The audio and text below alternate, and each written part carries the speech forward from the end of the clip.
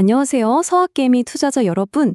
오늘 함께 파헤쳐볼 종목, 정말이지 주가 움직임이 롤러코스터 그 자체인 아주 흥미로운 바이오테크 기업입니다. 바로 KJ 라이프 사이언스, 티커명은 KJLU입니다. 자, 그럼 오늘 이야기의 가장 핵심적인 질문, 바로 이거부터 시작해 볼게요. 아니, 보통 회사에 안 좋은 소식이 터지면 주가가 떨어지는 게 당연하잖아요. 그런데 이 회사는요, 아주 중대한 규제 이슈가 터졌는데도 주가가 무려 44%나 폭등을 했습니다. 이게 대체 어떻게 된 일일까요? 정말 상식적으로는 이해가 안 가죠. 하지만 오늘 제 설명 끝까지 들어보시면 이래서 그랬구나 하고 무릎을 탁 치시게 될 겁니다. 오늘 우리가 살펴볼 순서는요, 먼저 쾌자가 도대체 뭐 하는 회사인지 알아보고, 그 다음에 이 회사가 가진 기술이 얼마나 유망한지, 또 재무 상태는 튼튼한지, 그리고 이 모든 상황을 뒤흔든 결정적인 FDA 이슈는 뭐였는지 차근차근 짚어볼 겁니다.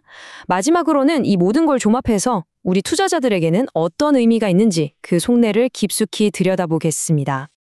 자, 그럼 첫 번째 순서입니다. KJ 라이프 사이언스.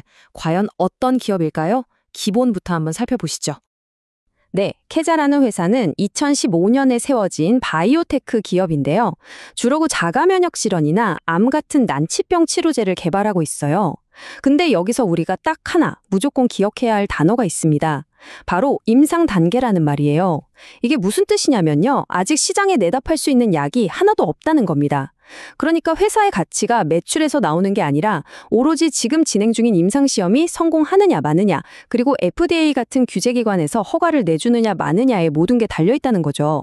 그야말로 하이 리스크, 하이 리턴, 뭐 아니면 도인, 딱 그런 구조의 회사라고 보시면 됩니다. 그럼 도대체 뭘 개발하고 있길래 이렇게 시장의 관심을 한몸에 받는 걸까요? KJ의 파이프라인, 그 유망한 기술의 속을 한번 들여다보겠습니다. KJ의 운명은 여기 보이는 두 가지 핵심 신약 후보 물질에 달려있다고 해도 과언이 아닙니다. 먼저 왼쪽에 제토밉조밉, 루푸스나 자가면역 간염 같은 자가면역 질환을 타겟으로 하는데 임상 2비상까지 진행됐으니 꽤 앞서 나가고 있는 주력 선수죠. 그리고 오른쪽에 KJ-261은 다양한 암을 치료하는 약물인데 이건 이제 막 안전성을 테스트하는 임상 1상에 들어간 초기 단계의 유망주입니다. 사실상 이 두 약이 이 회사의 전부라고 할 수 있습니다. 이 슬라이드는 정말 중요합니다. 2025년 3월에 발표된 제토밉조밉의 포르톨라 임상시험 결과인데요. 이게 아주 대박이었어요. 자가면역 간염 환자들을 대상으로 했는데 결과를 한번 보세요.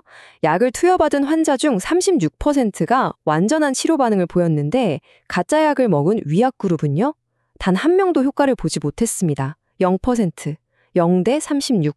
이 엄청난 차이는 약의 잠재력을 시장에 확실하게 보여준 정말 중요한 이정표였습니다. 하지만 여러분, 바이오테크 투자에서 기술만 좋다고 다가 아니죠. 결국 버틸 수 있는 돈이 있느냐가 핵심입니다. 자, 이제 돈의 흐름을 한번 따라가 보시죠. 당연한 이야기지만 임상 단계 회사니까 아직 파는 약이 없겠죠? 보시는 것처럼 2025년 2분기 매출은 깔끔하게 0달러입니다. 돈을 버는 게 아니라 계속 쓰고만 있는 거죠. 그런데 바로 이 점이 이 회사의 아주 중요한 투자 포인트입니다. 매출은 0원이지만 2025년 9월 기준으로 회사가 쌓아놓은 현금과 유가증권이 무려 9,020만 달러, 우리 돈으로 약 1,200억 원이나 됩니다.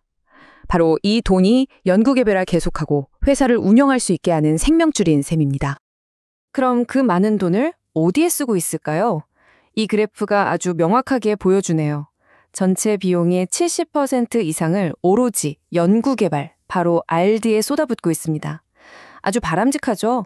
이런 회사라면 우리가 기대하는 대로 미래를 위한 투자를 제대로 하고 있다고 볼 수 있는 겁니다. 자, 재무 상태를 한마디로 요약해 볼게요. 2분기에 한 2천만 달러, 우리 돈으로 270억 원 정도 손실을 보면서 현금을 계속 쓰고는 있어요. 하지만 빚은 거의 없고 최근에 허리띠를 졸라매서 2027년까지는 추가 자금 조달 없이 버틸 수 있는 총알을 확보해 뒀습니다. 그러니까 당장 돈 걱정 때문에 회사가 흔들릴 일은 없는, 재무적으로는 꽤나 탄탄한 상태라는 거, 이 점을 꼭 기억해 두셔야 합니다. 자, 이제 이야기의 클라이맥스입니다. 이 모든 상황을 하루아침에 뒤집어버린 운명의 그날, 2025년 10월 16일로 가보겠습니다. 바로 이날을 기점으로 K자는 완전히 새로운 국면을 맞이하게 됩니다. 2025년 한 해 동안 K자가 겪은 일을 보면 정말 한편의 드라마 같습니다. 3월에는 포르톨라 임상 성공이라는 낭보로 하늘을 날았죠. 그런데 10월 16일 FDA가 갑자기 중요한 미팅을 취소하고 추가 연구 더 해와 라고 요구하면서 자가면역 간염 프로그램에 급브레이크가 걸립니다. 이건 약 출시가 언제 될지 모른다는 사실상 최악의 소식이었어요. 그런데 바로 그날 회사는 이 악재에 맞서 전략적 대안을 찾아보겠다는 폭탄 선언을 합니다. 이게 바로 신의 한 수였죠. 전략적 대안 모색. 이게 대체 무슨 소리일까요? 이건 그냥 하는 말이 아닙니다. 기업 세계에서는 회사를 팔거나 M&A, 핵심 자산을 매각하거나 아니면 큰 파트너를 찾겠다는 의미로 쓰이는 일종의 암호 같은 거예요. 특히나 이렇게 큰 악재가 터진 직후에 이 카드를 꺼내 들었다?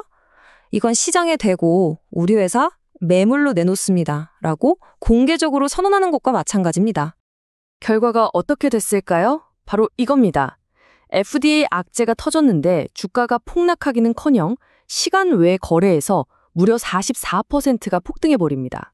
이게 왜 그랬을까요? 투자자들이 이제 이 회사가 혼자서 약을 개발하기는 글렀구나 하지만 하고 생각을 바꾼 거죠.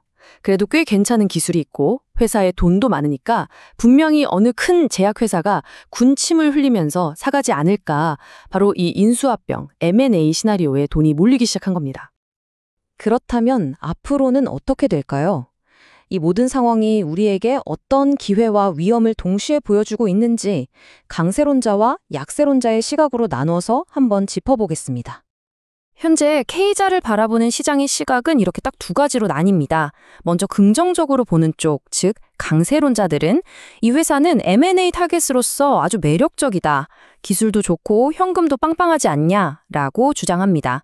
반면에 부정적으로 보는 쪽, 약세론자들은 FDA 문제가 어떻게 될지 모르고 추가 임상하려면 돈도 더 들 텐데 너무 위험하다, 변동성도 크다라고 경고하고 있죠.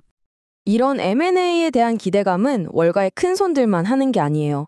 발표가 나자마자 X, 그러니까 예전 트위터 같은 소셜미디어에서도 이건 무조건 M&A에 거는 거다라는 개인 투자자들의 글이 폭발적으로 올라왔습니다. 시장 참여자 대부분이 인수합병 가능성에 무게를 두고 있다는 뜻이죠. 전문가인 애널리스트들의 생각도 비슷한 것 같습니다. 잭스투자 리서치 같은 곳에서는 투자 의견을 매수로 올렸고요. 여러 애널리스트들의 평균 목표 주가는 9달러에 형성되어 있습니다. 최근에 주가가 급등해서 4달러 28센트 정도인데 이걸 감안해도 여전히 2배 이상 오를 수 있다고 보고 있는 거죠. 결국 K자에 대한 투자는 이 질문 하나로 요약됩니다. 이 회사는 숨겨진 가치를 알아볼 새 주인을 기다리는 매력적인 M&A 매물일까요? 아니면 개발이 멈춰버린 파이프라인에 모든 것을 거는 위험천만한 도박일까요? 그 정답은 앞으로 어떤 빅파마가 K자의 가치를 알아보고 손을 내미느냐에 달려있을 겁니다. 오늘 분석이 도움이 되셨다면 구독 부탁드립니다.